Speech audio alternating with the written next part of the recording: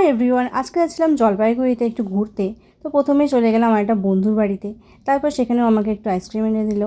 দেন ও ঠিক করলো যে আজকে আমাদের মাংস আর ফ্রাইড রাইস করে খাওয়াবে। তো ওর হাতের রান্না খুবই ভালো, ওই সবসময় আমাদের পিকনিকের সময় রান্না করে। তো আজকে এটাই ছিল লাঞ্চ, তো খুবই টেস্টি হয়েছিল।